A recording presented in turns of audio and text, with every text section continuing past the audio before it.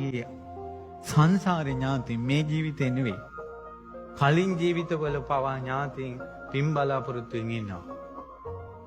ඒ අයට පින් නොදුන්න නිසා ඕන් තමන්ව අත්හරින්නේ නැහැ. අනිවාර්යයෙන්ම එක්ක ගෙදරට වඩම්මලා හෝ පන්සලේදීන් හෝ පිරිකර සහිතව දානයක් පූජා කරලා පෙන් වඩලා ඥාතින්ට පින් දෙන්න ඕන. අවුරුද්දකට වතාවක් නම් කරන්න ඕනමයි මේ පින්කම නම්. ඥාතින්ට පින් දෙන එක. මේ ඥාතින්ට උදේ හවස බුදුන් වැඳ පින් දෙනවා කියන එකේ තේරුමක් නැහැ. බුද්ධ වන්දනාවේ පින ඥාතින්ට යන්නේ නැහැ. සෑ වන්දනාවේ පින ඥාතින්ට යන්නේ නැහැ.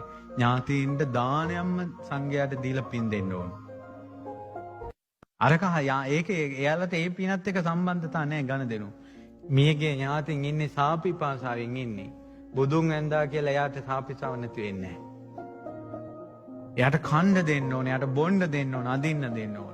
ඒ නිසා එකල මේ කරුණු කාරණා දන්නා සුදි ජනයා සත්පුරුෂ මිනිස්සු දසාකාර පිරිකර සමගින් දානයක් දුන්නා.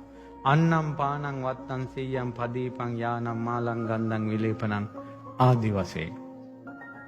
ඒ කියන්නේ ඥාතින්ට පින් දෙන දාණයට කෑම වර්ග තියෙන්න ඕන. අන්නම් පානං බොන දේවල් තියෙන්න ඕන. වත්තං වස්ත්‍ර තියෙන්න ඕන. යානං පහවාන් හැරේටි වගේ දේවල් තියෙන්න ඕන. ඊළඟට සීයං පැදුරු කොට්ට මෙට තියෙන්න ඕන.